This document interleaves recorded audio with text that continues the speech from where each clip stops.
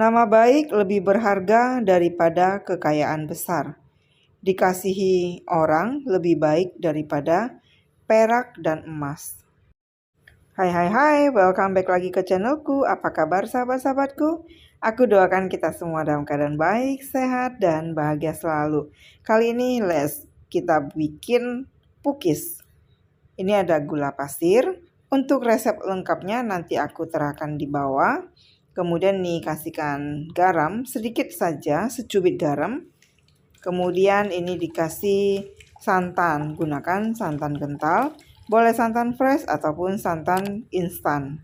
Kemudian ini kita tambahkan dengan susu kental manis. Ini susu kental manisnya ini akan membantu teksturnya itu nanti lebih moist ya, lebih lembut. Ini bahan-bahan yang akan kita masak dan jangan lupa masih ada satu lagi, masih ada susu cair. Di sini susu cairnya aku pakai susu UHT. Nah, semuanya ini kita masak sampai gulanya itu larut ya.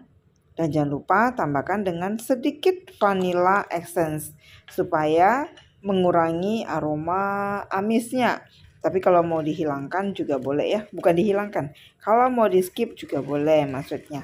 Oke, ini diaduk, kita langsung panaskan di atas kompor saja.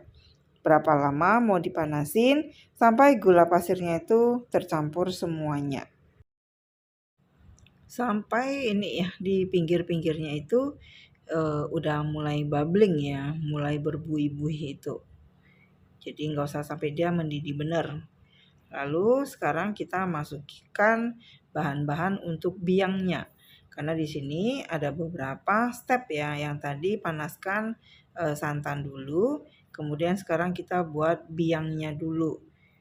Biangnya ini bahannya ada tepung terigu, ada ragi, ada gula, ada air hangat, tapi jangan air panas ya. Karena ragi itu akan mati kalau airnya terlalu panas. Jadi kita nggak mau sampai raginya itu mati. Kita mau menguji keaktifan dari raginya. Karena ini akan didiamkan lebih kurang 1 jam nanti adonannya kan, 1 jam, 1,5 jam. Jadi kita mastiin dulu ragi yang kita gunakan itu memang masih aktif supaya nanti nggak kecewa ya kan. Lalu ini kita campur semuanya. Nanti bahan-bahannya itu aku sebutkan langsung nanti tertulis ya, nanti aku buat di kolom deskripsi juga. Nah seperti ini, kita lanjut yuk. Lalu ditambahkan dengan susu, boleh ya, ini aku ambil dari susu yang tadi kita panaskan. Jadi ukurannya itu sampai hangat-hangat kuku gitu ya. Tapi jangan juga terlalu dingin, kalau nanti terlalu dingin dia nanti lama bereaksinya. Ini diaduk rata ya.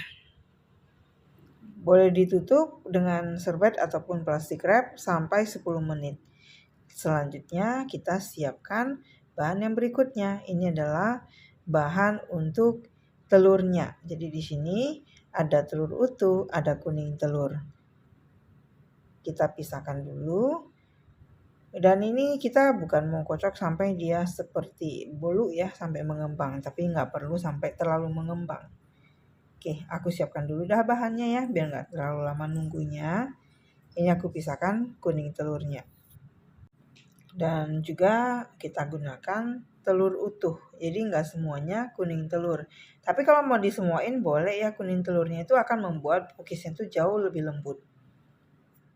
Nah, kita siapkan, lalu kita mixernya tidak perlu sampai mengembang kaku atau sampai ribbon stage ya, nggak perlu. Kita gunakan speed sedang saja. Oke, ini di mixer dan tadi kita mau masukin gulanya ya, bukan tadi. Ini mau dimasukin gulanya, tapi gulanya aku bagi menjadi 3 bagian aja ya. Jadi nggak usah sekalian dituangkan.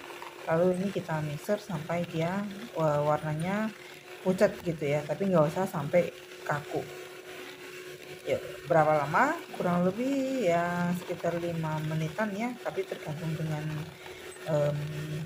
mixer kita. Oke, Oke, aku lanjutkan ya sampai seperti ini teksturnya. Lalu kita masukin bahan keringnya. Bahan keringnya itu ada tepung terigu, ada maizena, ada susu bubuk. Kita ayak dulu supaya tidak terlalu banyak nanti gerindilan tepungnya. Secara bertahap aja supaya ayakannya itu tidak capek bekerja. Oke, jadi biar tetap slay gitu ya. Oke, ini selang-seling dengan santan yang tadi sudah kita masak. Jadi nggak semuanya langsung tepung dulu, tapi kita boleh mix up. Jadi antara tepung terigu atau bahan kering dengan bahan santannya. Dibagi aja menjadi 3 bagian ya. Boleh gunakan spatula, boleh kita gunakan mixer. Kalau gunakan mixer, speednya itu harus di speed yang rendah. Kalau sudah tercampur, kita masukkan lagi bahan keringnya secara bertahap. Ini untuk tahapan yang keduanya. Oke. Nah, lalu ini tahapan yang terakhirnya. Kita masukin santannya. Oke, sampai semua bahannya itu tercampur dengan sempurna. Nggak perlu sampai kecepatan tinggi ya, karena kita hanya sekedar untuk mencampurkan bahan kering dan bahan santan ke adonan telurnya. Oke, seperti ini. Kalau ini sudah, kita akan campurkan bahan biangnya dengan bahan margarin cairnya. Kira-kira seperti ini ya. Lalu masukkan adonan biangnya. Oke, seperti ini. Langsung diaduk rata.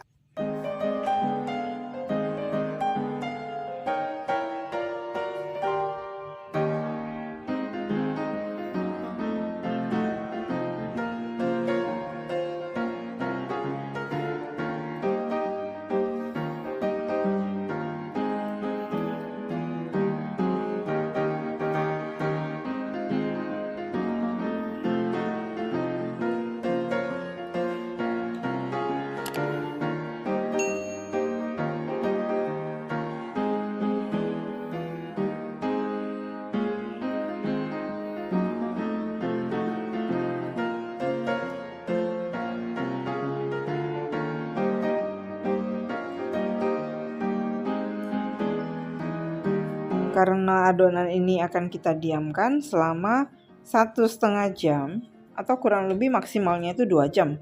Kalau kelamaan nanti akan asem. Jadi kelemahan kalau kita menggunakan ragi instan ataupun ragi alami, kalau dia overproofing, dia akan menjadi asem. Jadi maksimalnya itu hanya bisa di 2 jam. Di atas itu nanti bakal asem banget dia nanti rasanya. Oke. Nah, ini setelah kurang lebih hampir 2 jam. Ini kita aduk dan jangan lupa cetakan pukisnya sudah dipanasin. Karena cetakannya itu harus panas. Kalau nggak panas nanti warnanya nanti kurang bagus. Oke, kita pastikan supaya tidak ada endapan tepung-tepungan di bagian bawahnya. Oke, seperti ini saja. Kalau sudah, tinggal kita pindahkan ke gelas ukur. Tujuan menggunakan gelas ukur ini supaya memudahkan saat kita menuang ke cetakan pukisnya.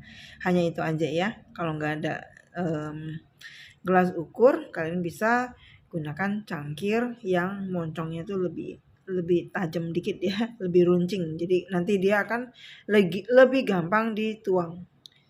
Nah, sekarang ininya cetakan teflonnya kita poles dengan margarin. Tipis-tipis saja, jangan sampai terlalu tebal. Oke, sambil dipanasin. Ini wajib cetakannya itu panas. Kalau menggunakan tatakan seperti ini, nanti panasnya akan lebih merata.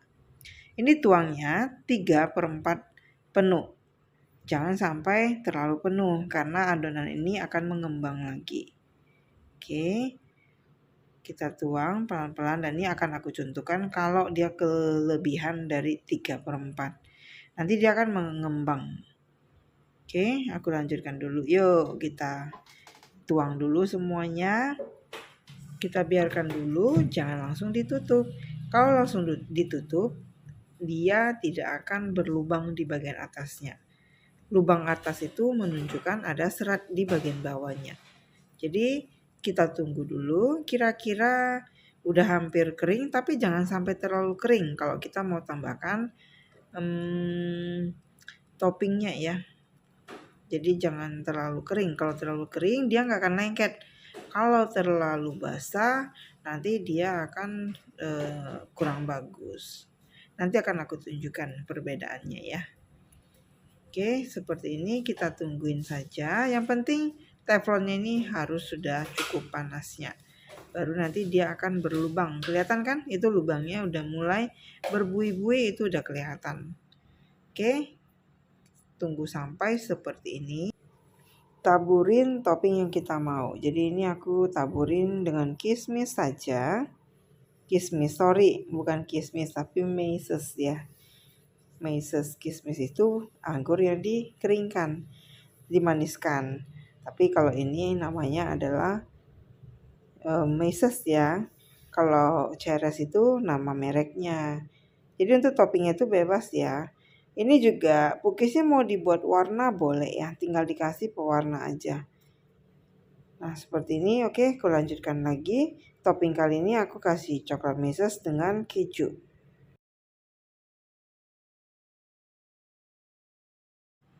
Sisa adonannya aku tambahkan dengan pasta pandan ya. Jadi boleh dikasih pasta coklat, mau dikasih pasta pandan, red velvet, atau dibuat ori juga oke-oke aja ya. Tergantung dengan selera masing-masing aja.